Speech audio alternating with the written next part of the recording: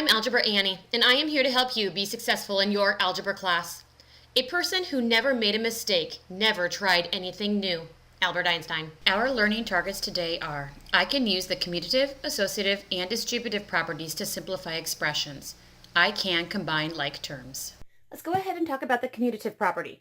The commutative property says that you can add or multiply numbers in any order that you want. You'll still get the same answer. So if I gave you the problem 2 plus 7, you know this is 9.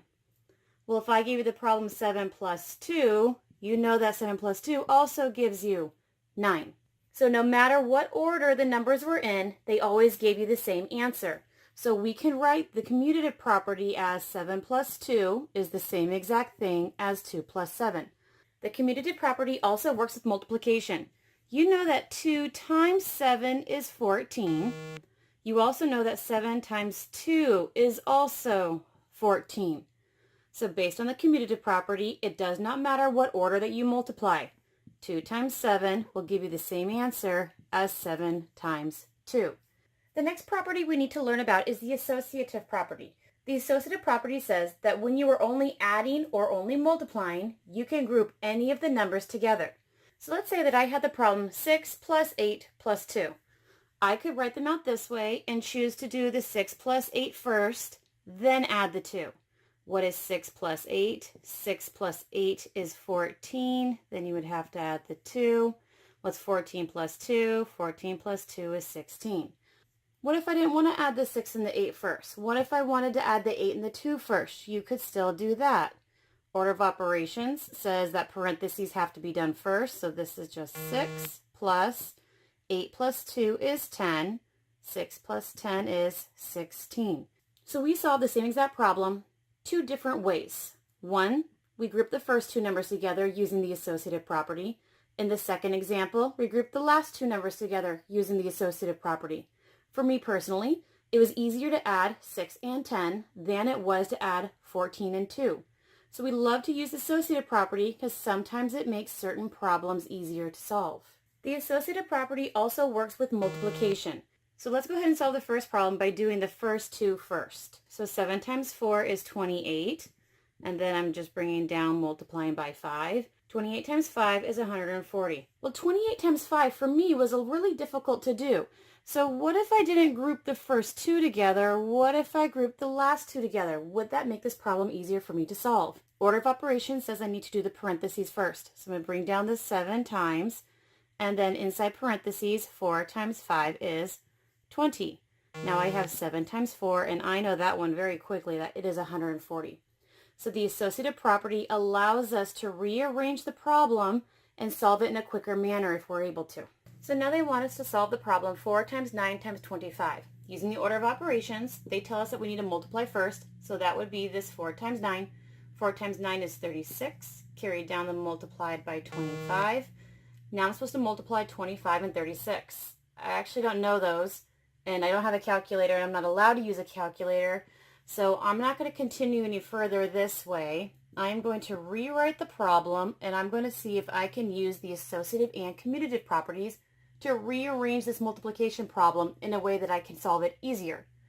Well, I know 4 times 25, so I want to do 4 times 25 first, and then I'll multiply by 9. Order of operations says the parentheses go first, so 4 times 25 is 100. Carry down the multiply by 9. 100 times 9 is 900. So I was able to use the commutative property to solve it much quicker than the way they presented it to me. Now this wants to solve the problem 25 plus 48 plus 75. Using the order of operations, I'm supposed to do 25 plus 48 first. Well, I can't really do that one in my head, so over here I know 25 plus 48. 5 plus 8 is 13. 1 and 2 is 3 plus 4 is 7. So this is 73 plus 75. And now I have to do 73 plus 75. I know this one is 148. Well, could there have been a quicker way since I had to do a little thought bubble over here? There's got to be something faster. So I'm going to use my associative and commutative properties and see if there was a way that I could have rearranged this to make it quicker. So the commutative and associative allows me to rearrange it. I want to do 25 and 75 because I know that'll give me a quick, easy 100. And then afterwards, I will go ahead and add the 48. 75 and 25 is 100. Carry down the plus 48. 100 plus 48 is 148, and I'm done. I got the same answer, but I didn't have to go to the side and try and do some long addition because I didn't have a calculator with me. Our next directions tell us to write the product using the distributive property. And we are given the problem 15 times 103. You could do this the long way by doing 103 times 15 and try and do the way we learned in elementary school on how to do long multiplication. Instead, I'm going to do the associative, commutative, and distributive properties to see if I can solve this quicker. So I'm going to see if I can break up 103 into a number that's easier for me to work with. So I have 15, and I know 103 can be rewritten as 100 plus 3, because 100 plus 3 is 103. Well, now I'm going to use the distributive property. So 15 times 100 is 1500, and then 15 times 3 is plus 45. Well, now I know 1500 plus 45 is 1545. Using this method was incredibly quicker than trying to do the long multiplication the way that I learned in elementary school. So I broke it apart, and I was able to use all the properties that I had learned to come up with my new answer. Now they want us to multiply 6 by 19. Again, you could do the long multiplication way that we did in elementary school, but sometimes that's really long and a hassle, and I don't want to do that. So I want to see if I can rewrite these numbers as something that I know. So I'm going to have 6. I know 19 is really close to 20. So 20 minus 1 would have given me 19. So I'm going to see if I can do this multiplication problem using the distributive property. 6 times 20 is 120. 6 times negative 1 is negative 6. And I know 120 minus 6 is 114. This was incredibly faster than trying to do the long multiplication method. So now we're going to talk about simplifying expressions. And I'm going to talk about simplified expressions by money first. So here's a bunch of money. If I asked you to count this money, you would not really want to go a dime, a penny, a quarter, another penny, a dime, a penny, a dime. That would be very, very long. What would you want to do? I instinctively would want to go, okay, where are my dimes? Here are my dimes. Now where are my pennies? Nickel, nickel, quarters, quarters. So how much money do I have? I actually ended up having 10 dimes. So I have 10 dimes. I had 6 pennies. I had 1 nickel, 3 quarters. So how much money did I have? I had 10 dimes plus 6 pennies plus 1 nickel plus 3 quarters. And that's how much money I actually had. So this is the thought process that I want us to go through when we're trying to solve different problems. So now let's say I presented the money to you this way. And I asked you, how much money did you have? You could say, I have 3 pennies. I have 3 dimes. I have 4 dimes. I have 3 quarters. I have 3 dimes, and I had 3 pennies, and I had 1 nickel. Well, that was long, and I'm lazy, and I don't want to say it that way. So instead I go, well, if here's a group of dimes, and here's a group of dimes, and here's a group of dimes, instead of having them all separate, why not just combine them all together? And if there were 3, and then I just threw 4 in there, and I just threw 3 more in there, I actually have 10 dimes altogether. So there's my 10 dimes altogether. Well, if there's pennies here and here, why not just group them together? So now I have 6 pennies. And the quarters didn't have anybody to group with, and neither did the nickels. So how much money do I have? I have 6 pennies plus 10 dimes plus 3 quarters plus 1 nickel. That's how much money I have. So now let's say I told you you had this much money. You had 1 penny plus 1 quarter plus 3 dimes plus 2 pennies plus 4 quarters. Well, that was long, and I don't want to say that as much. So regroup them. This time you don't physically have money in front of you, but you know that your pennies are supposed to be grouped with your pennies, and you know that your quarters are supposed to be grouped with your quarters. And your dimes don't have anybody to group with, so there's nobody to group them up with. So let's go ahead and say how much money you had. Well, if you had 2 pennies and 2 pennies, you actually ended up having 4 pennies. If you had 1 quarter and 4 quarters, you ended up actually having 5 quarters. And the dimes didn't get to be put with anybody else, so you just really ended up having 3 dimes. So how much money did you have? I had 4 pennies, 5 quarters, and 3 dimes. So the process that you have been doing is considered combining like terms. So now I want you to combine like terms with 12x's plus 38x's. So if there were 12 x's down there and you wanted to put them with these 38 x's, how many x's do you actually have?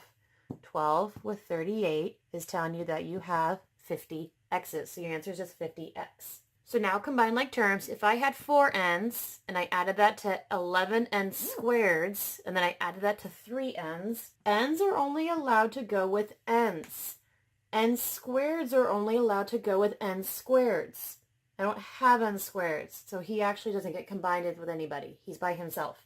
So what answer do I have? If I had 4 n's and 3 n's, I actually ended up having 7 n's. And since the n squareds could not be combined with anybody else, he doesn't get combined with anybody else. And you're done. So now we're going to talk about distributing. And I'm going to introduce it using money again. I have a group over here and I have a group over here. And you will notice that each group has the same. This had 2 pennies and 3 dimes. This group also had 2 pennies and 3 dimes. So how many groups did I have? I actually had 2 groups of 2 pennies and 3 dimes. So how much money did you actually have? You could combine these all together, and this is called the distributive property. So we're going to distribute. So you had 2 groups of 2 pennies. If you had 2 groups of 2 pennies, how many pennies did you have? I had 4 pennies. And then you're telling me that you had 2 groups of 3 dimes. So if you had 2 groups of 3 dimes, how many dimes did you actually have? I had 6 dimes. 2 times 2p is 4p. 2 times 3d is 6d. So how much money did I actually have? If you put your groups together, I ended up actually having 4 pennies and 6 dimes. So your answer was 4 pennies and 6 dimes. We are going to use the distributive property to distribute this. You have 2 groups of 6 plus x. So that meant you had 2 groups of x. So 2 times x is 2x.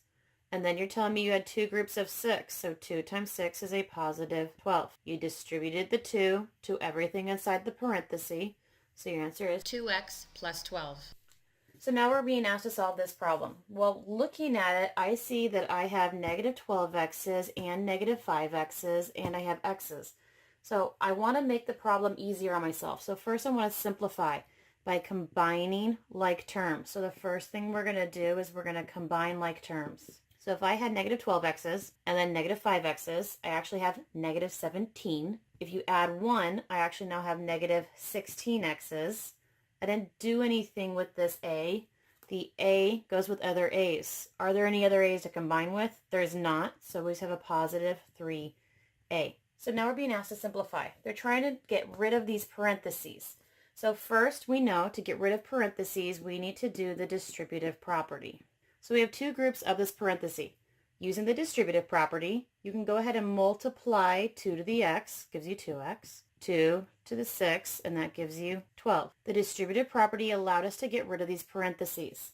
The plus 3x just kind of tags along for the moment because all we wanted to do at the moment was get rid of the parentheses. They still want us to simplify. Simplify just means make this smaller if you're able to. We are able to make this smaller because I can currently see that I have x's and x's. Let's go ahead and combine like terms. Go ahead and combine like terms to make this problem as short as possible.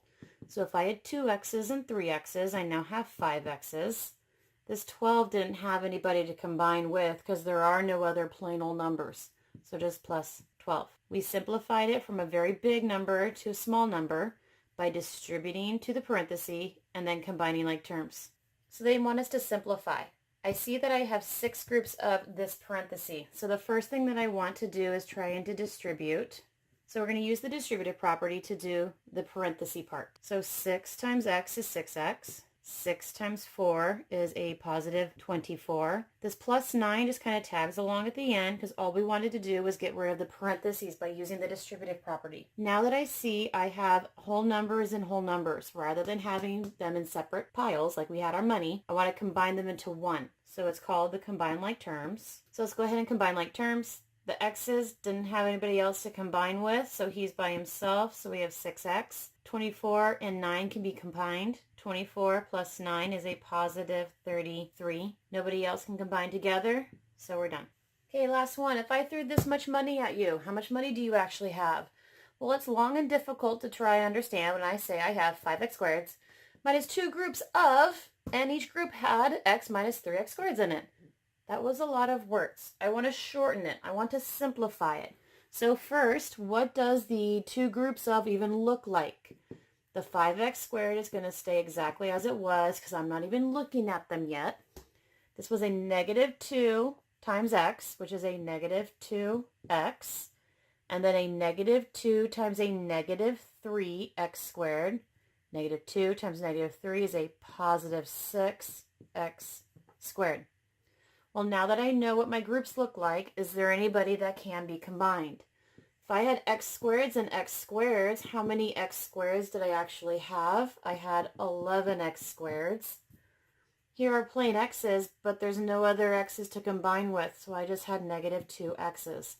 So instead of listing it all long, we simplified it so it was shorter and easier to understand. What did we learn today? I can use the commutative, associative, and distributive properties to simplify expressions. I can combine like terms. And I look forward to seeing you tomorrow in class.